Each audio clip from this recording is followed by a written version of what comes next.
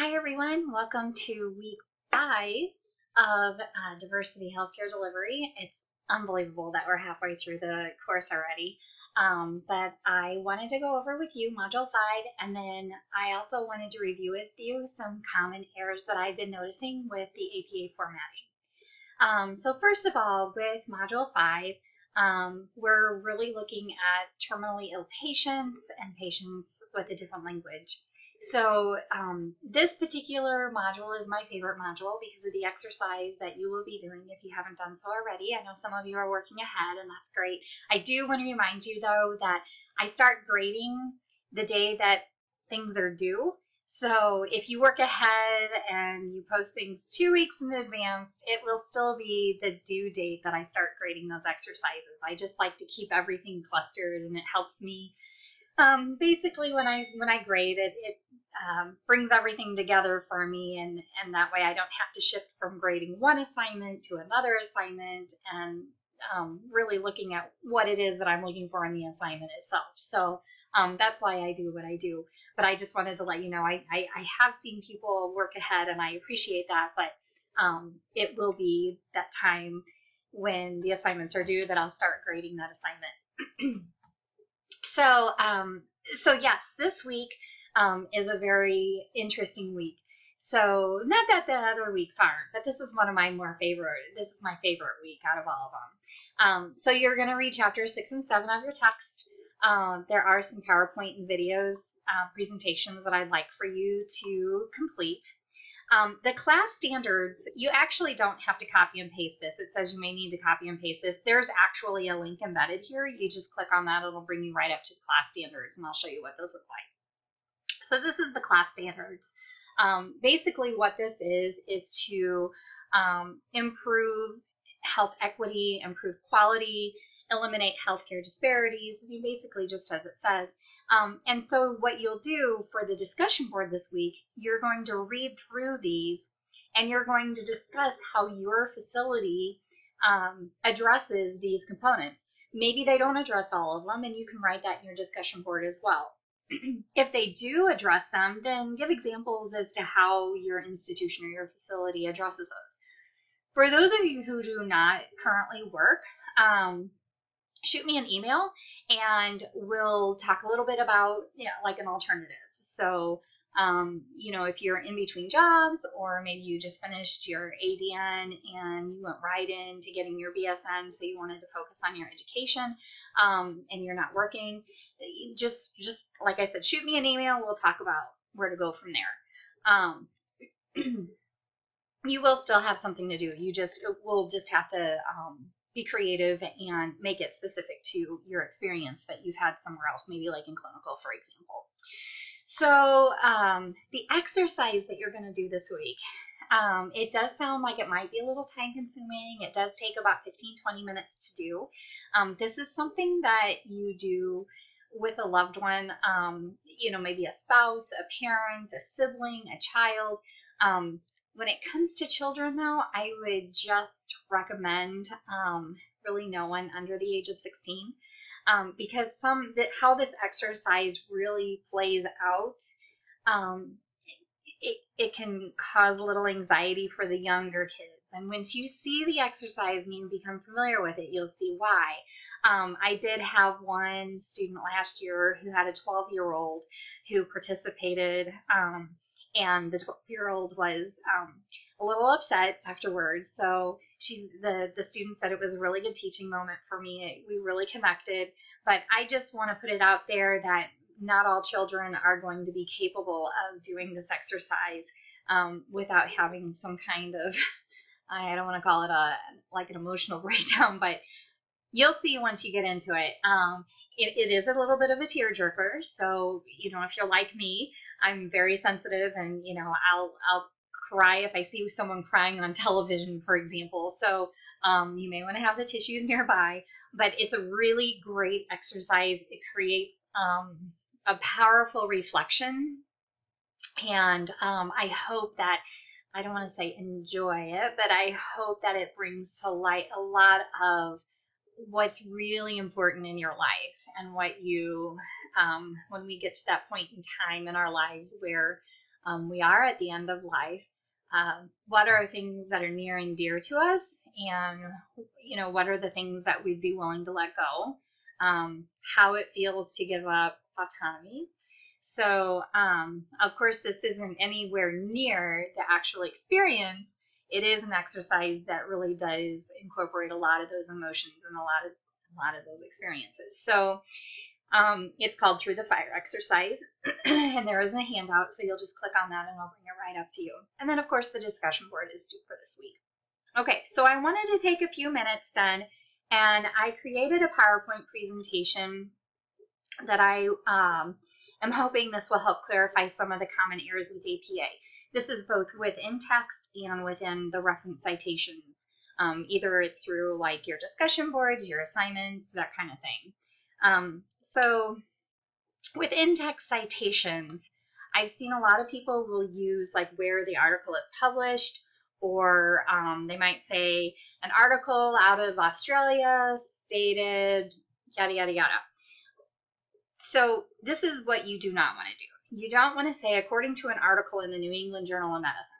And the reason for that is because there are a lot of articles in the New England Journal of Medicine that could pertain to physical activity and mental health of cancer survivors. What you really want to do is you want to give credit to those people who did the research and who put the manuscript together. Let's give credit where credit is due. So what you'll write then is, say for example, if this article, which was written by Leidenfrost, Gale, and Pickett, these are all hypothetical, by the way. I just kind of quickly made them up on a whim just so you were familiar with it. But these are the authors. So according to Leidenfrost, Gale, and Pickett, and then of course you're going to use the year, and then what it is that they said. Physical activity improves the mental health of cancer survivors. Okay, so again, just make sure that you are giving credit to the authors. Now, if it's a publication that is put out by the National Cancer Institute, then, and there's no authorship to it, then you can say, according to the National Cancer Institute, yada, yada, yada. So I hope that makes sense. And if any of you decide to go on and get a PhD one day, when you become published, you really want your name out there. You want to be cited. You want that credit. So, let's again give credit to where credit is due. Okay, so another issue that I found are direct quotations. So you can say, according to Frost, Canton, and Fries, quote, the longevity of adults living in the tropics is twofold of those living in the North Pole. Okay, again, I made this up on the whim. So you're going to address the authors who did it, the year of publication in parentheses, the quote, and then you need to include the page number of where the quote originated from within that resource. And then you follow that up with a period. If you want to put it in a different format, you could do the longevity of adults, do the quotation. After the quotation marks, use a parentheses. And then because we're using, we have 3 authors here, and maybe this is the second citation, and we'll talk about that in a moment. You're going to do Frost et al., the year, and then the page number of where the direct quote came from. And it's really important to put those page numbers in there. Or if it's like an article that you pulled off the internet, there are no page numbers perhaps, you would do the paragraph number, okay? If you have a quotation that's 40 words or more, you're going to be using a block quote.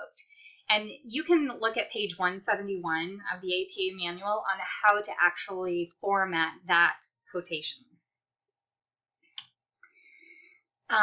So another page that I want you to pay attention to, and I apologize that it's covering up the camera a little bit, page 177 of the APA manual. Read it, know it, and mark it with a tab. So as you can see on my APA manual, I have lots of little tabs here. Page 177 is marked with a tab. It is going to be your go-to for how you cite sources in your text. Okay, so let me give you an example. So if the question is, well, when do I use the et al. And when do I not use the et al.? 177, page 177 of the AP manual is a great reference. So if you have works that are by more than if you have a work that is written by more than 6 authors, you will use et al. Even in the first citation. Okay, so say for example, this is a work by 7 authors or 6 authors, and it's 6 or more authors really. So I apologize for that, but it'll be 6 or more authors. Stevens et al. 2018. Again, page 177 of your AP manual. If you have works that were constructed by more than 2 authors, you'll do et al. After the first citation. So for the first citation, say for example, we only have 3 authors. You're going to list all 3 by their last names only. We don't use initials or anything like that when we're doing in-text citations. And then you follow that up with the year. And again, that's for your first citation. Then for subsequent citations, after you've listed it such as, like this, then you will replace the Marcus and Allen. You'll say Stevens et al. 2018. Now, please make note of punctuation. When to use commas, when not to use commas, when to use periods, when not to use periods. And again, the AP manual does a really good job with illustrating all of that. Reference page. I just wanted to point out authors' last names, first initial or middle initials, for example here, the year of publication, note to punctuation, the title. The only part that's going to be capitalized is the first letter of the first word in the title of the article.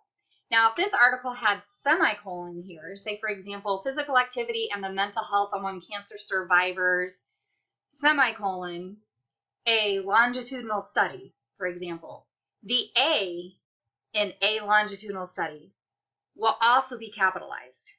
So it is the first letter of the first word of the title, and if the title has a colon, it will also be the first letter of the first word following the colon. Now also note that when you write the journal title itself, Journal of Cancer Survivorship, for example, is the journal name, you're going to put that in italics along with the volume number. So you have volume number, issue number, and then you have the page numbers. Again, note punctuation. You can find this again in chapter 7 of your AP manual. And then of course, articles with more than 7 authors, you're going to list the first 6, then you follow it with a ... and then you write the last author. So in this case, it's Upton is the last author. And then you would just go ahead and do the year, the title, the journal name, volume number, issue number in parentheses, page numbers, followed with the DOI. And if you noticed, the D in the DOI is a lowercase d. All right, so I think that actually covers all of my slides that I wanted to go through. One other thing, real quickly, that I wanted to bring your attention to. I have just a brief amount of time, but I wanted to share this with you. If you go back to your McHenry homepage and you go down to BSN program information, you click on that. If you go all things APA, it will give you an APA sample paper. All right, this is wonderful to use. I'll open it up very quickly because I am running out of time, but I think it would be very beneficial for you to know this resource. It talks about how to construct a title page, how to do the running head. It's just such a great reference to have on hand as you're writing any papers. Again, you will need to use your APA manual. If you do not own an APA manual, please make sure you go and buy one. You will need it for the rest of your courses, and it'll just make your life so much easier. So I think that pretty much covers it for Module 5 and some of the things with APA. So when you get your feedback from the discussion boards this week, if you see some points are missing and then you go into the discussion board rubric and maybe half of the points are gone, it's probably something along this line of the errors that have been made. So anyway, give me a holler if you have any questions and I'll talk to you then. Thanks.